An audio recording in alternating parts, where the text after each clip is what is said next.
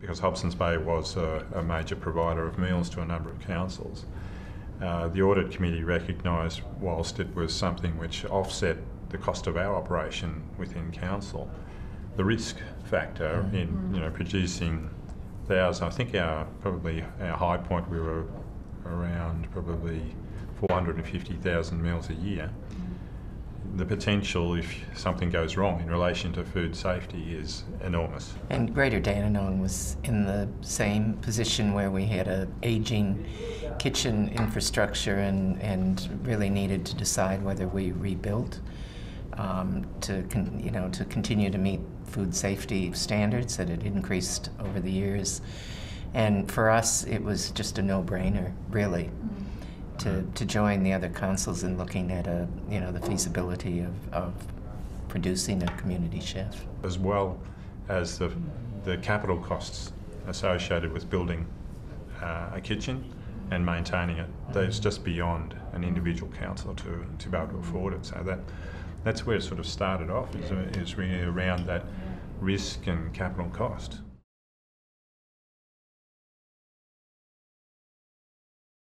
The social mission was to be able to provide high quality meals to older people and people with a disability, and to be able to provide that with a high level of food safety and reliability. We started off with Hobsons Bay Council, where I was working, and director there, Peter Hunt, worked with me on it. And it started off with really, I think our original was 14 councils, I think we had, who all attended a meeting, and we discussed the idea, the concept, and managed to persuade people to put in, I think it was only a couple of $1,000 each initially to start undertaking some work.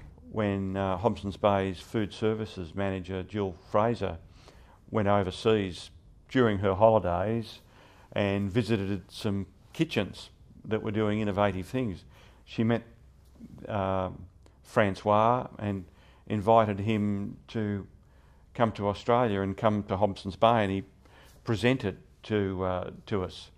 And the vision and the innovation that he was able to explain was astounding.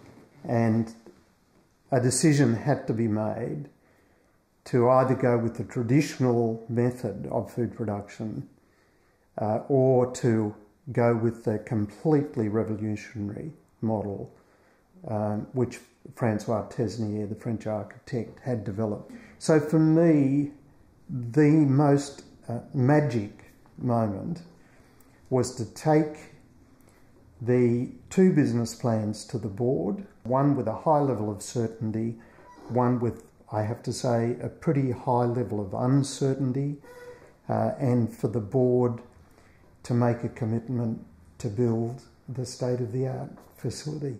I guess to see that actually become a reality has been one of the most satisfying aspects to the project.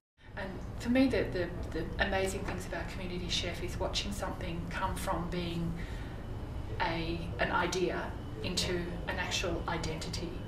And that was some of the best and the worst things about being a part of this project, when we suddenly all realised, oh, okay, it's not just about me now. But it was also some of the best. That's where we got the best cost benefit for both our clients and the council, which is also really important. We also maintained our cost, and I come back to it all the time, that food safety aspect of what we have here, which we did have with Hobsons Bay, but I think this is actually better, and just maintaining that for our clients is a real treasure, I think. I think the other thing for us is that it's the state-of-the-art kitchen. It's a fantastic site. It also, the choices that are opened up because the meals have 30-day shelf life is just enormous. So it means we can actually cater to what people want. The other nice thing is that when we have our advisory group and operations group come in, they bounce ideas off each other. So there's multiplying benefits there. So it's not just about the food service. A lot of the people that are in the room have a broader scope than that. So they'll often hang back after the meeting and talk about other issues they're having in their own councils, and they help each other out.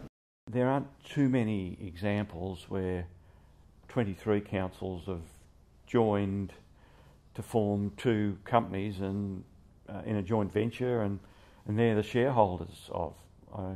I think that was a bit of an innovative model at the time. Took a long time to get the final result, but now it's working, and working really well, providing a great service to a very vulnerable section of the community.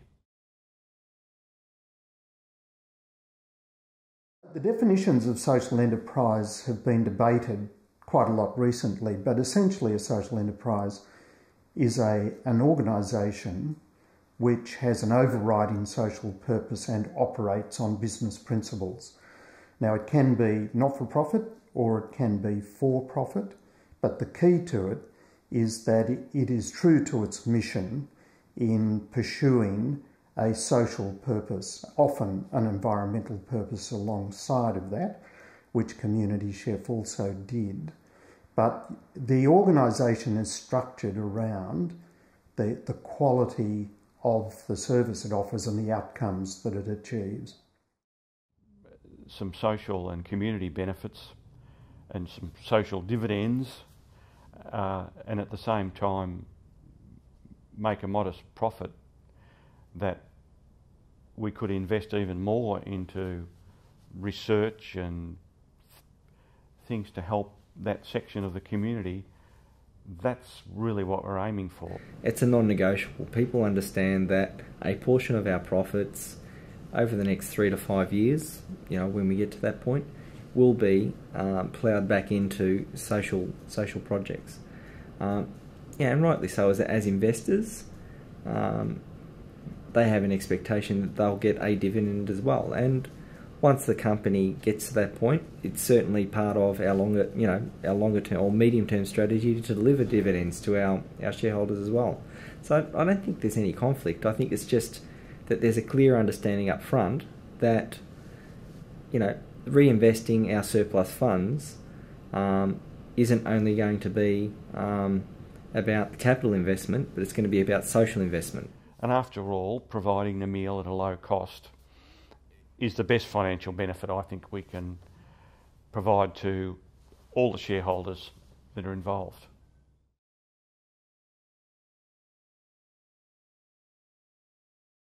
Now, that doesn't mean that there weren't anxious moments. Everyone probably thought, yep, we're going to have bumps in the road, but I don't think anyone really completely understood the magnitude of what they were doing.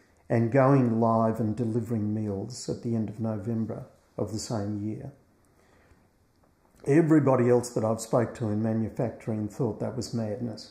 The very fact that they got the meals out of this kitchen for those days, and that we actually got them delivered to clients, was no mean feat.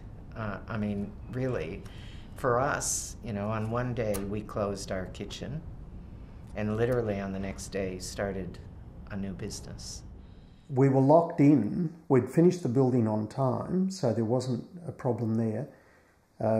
But we were locked into local governments ending existing contracts and needing to transfer over. In October 2010, we had not one person at Bayside who delivered meals.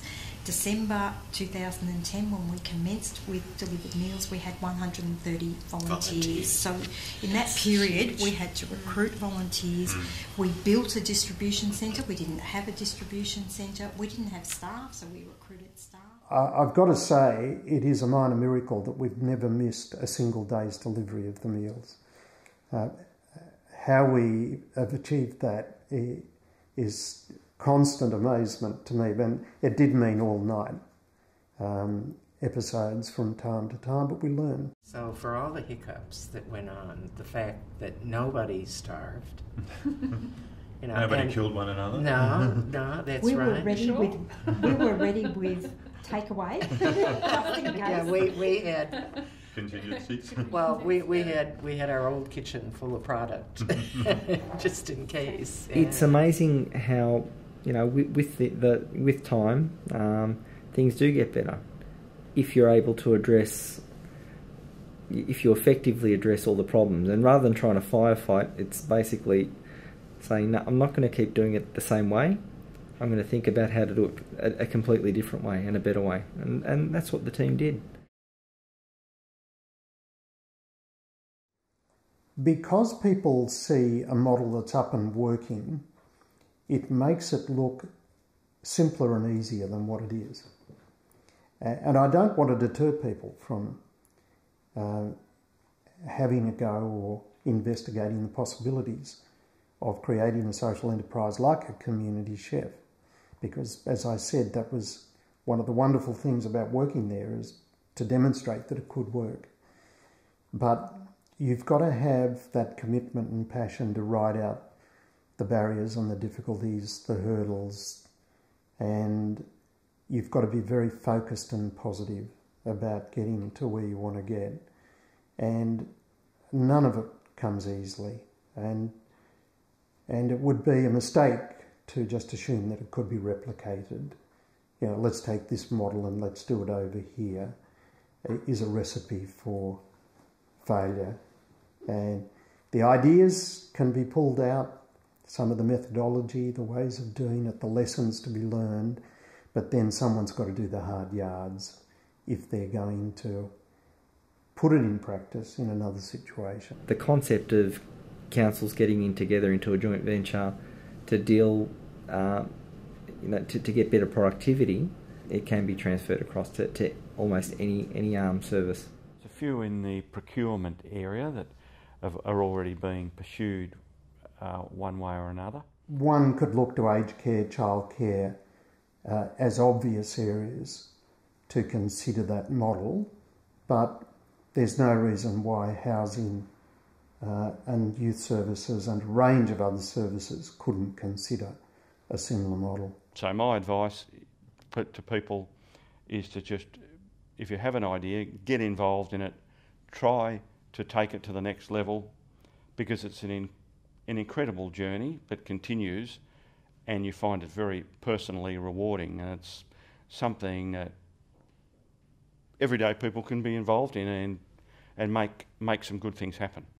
I'd do a lot of the background work. I'd go and speak to councils that are involved in this venture, and not just one. You know, I'd come and speak to us first, and we'd more than happily point them in the right direction, and not just to councils that are, you know, totally in love with us, but certainly councils that experienced issues at the start-up phases, so that they get a completely unfettered overview of what it takes, because it isn't easy. It's a lot of hard work, and you've got bring a lot of people on for the journey. So the advice is make sure that you really want to do it, and then ensure that you're committed to the cause. It isn't easy, and it is a lot of hard work, and it takes a long time. Whilst I use words of caution about let's just replicate what's been done at Community Chef, taking the first step of looking at whether something could be done better is not difficult.